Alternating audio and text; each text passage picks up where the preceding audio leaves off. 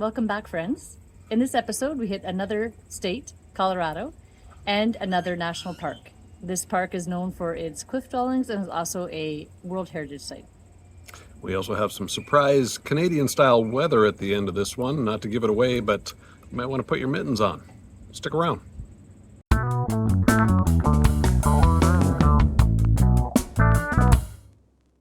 So this part of the trip took us about 200 miles from northern Mexico into our next new state, Colorado. We stopped off at a place called Pagosa Springs, which was a neat sort of touristy little town that had a natural spring and lots of commercial ventures there set up around it. It was really tempting to take a spa day and just hang out and relax, but we had to get some miles under us. We also made a stop in Durango and did a little bit of mountain biking.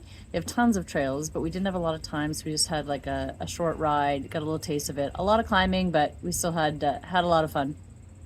We made it to Mesa Verde National Park in the early evening. It was already cooling off. You could really feel the elevation. We were at 6,000 to 8,000 feet. Really scenic drive-in, beautiful views, although we really felt the elevation this time. I got up to do the driving the next morning, sort of deeper into the park, and just felt kind of woozy about 5 or 10 minutes in. I had to hand things over to Holly to be the chauffeur for the day. The next day, we started the day off with a hike, kind of down into the end of the park near some of the cliff dwellings. The hike took us by one of the cliff dwellings. We could see it from a distance as well. There were some really cool petroglyphs, and it was just a really pretty hike kind of on this cliff edge. And we also ducked our heads into the little museum and video about the park. So the highlight of this park is really those cliff dwellings that are 750 to 1,000 years old. And those are kind of the highlights that you see when you look on the web at Mesa Verde. But there was also other types of dwellings that they'd had over sort of those same centuries. There were pit houses that were kind of like dug partially into the ground with wooden roofs over them. And we had good access to those. We had good access to everything, which I was kind of worried about, because we got there just before the ranger guided tours had started for the season, and those tours are essential if you want to get really up and close into the cliff dwellings and actually walk through them. So we weren't able to do that, but I was happy with how much we were able to see, because I was kind of worried it might be a bit of a bust. We might not see too much. But yeah, great views of the cliff dwellings from afar, and then some of the pit houses, and then able to walk through one of these above ground villages as well. So it was a really solid day, and we got to see quite a bit more than I had expected. It was pretty solid. The hard part here is kind of like it was in the caves, is to convey the scale for you on video or in photos. The cliff dwellings look really tiny, even when you zoom in, even when I use my binocular, but actually some of these buildings in these cliff villages were 3 or even 5 stories high, some of them. But they just look so small in photographs. So it was neat to get a little bit closer to them and be able to see it for yourself, but it's hard to convey for you here, perhaps. Of course, everywhere we go, we're looking for new places to ride our mountain bikes, and this time it was a place called Phil's World, just outside of the park. This one came as a recommendation again from Eddie and Ginger. We're gonna have to write these guys into our will or something. They've given us so much good advice. Don't get too excited. It's just gonna be a couple of worn out mountain bikes and an old dirty van. But good advice once again. So we had a good time there for a couple hours.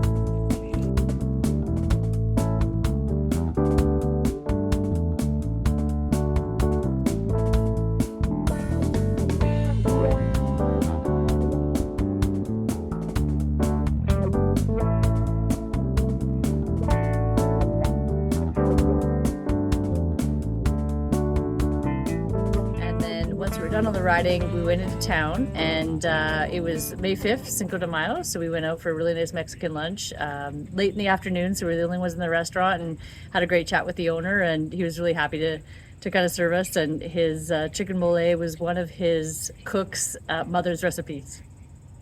So having had one really solid day in the park, touring around and seeing everything it had to offer, another pretty good half day of mountain biking and out for lunch, it was time to hit the road again. But we woke up the next morning to a little bit of a surprise, and we pulled back the window coverings and found ourselves with some white stuff all over the ground. So it was a cozy breakfast inside the van that morning.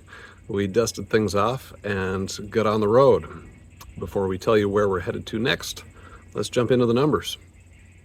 This brings our total number of national parks to 6, another stamp in my park book. And snowy mornings 1. Although it was a bit cold, it was a little refreshing after the 35 degrees Celsius heat of Texas. So it wasn't too bad after all. Speak for yourself. And states so far, instead of our mileage, let's take a little look at a little map I put together here. So we've done about 7 states I'd say we've toured properly. They've been good visits in green. There's a few orange ones there at the start that we just kind of buzzed through back in March to get ourselves down to Tennessee for the NASCAR race, you'll recall from, I think that was episode 3. And then a little preview for you in blue, we have the states that lie ahead for us in the coming weeks and the coming episodes. So a fair bit in, a fair bit yet to do. Next up is a destination on every mountain biker's list. It is Moab. It's a classic for mountain biking. And also next to Moab are 2 national parks in Utah, right close to each other. So much coming up in those next couple episodes. Will I fall off my bike in Moab? Will I catch it on my GoPro? So many questions. You know what to do. Hit like and subscribe. We'll see you there.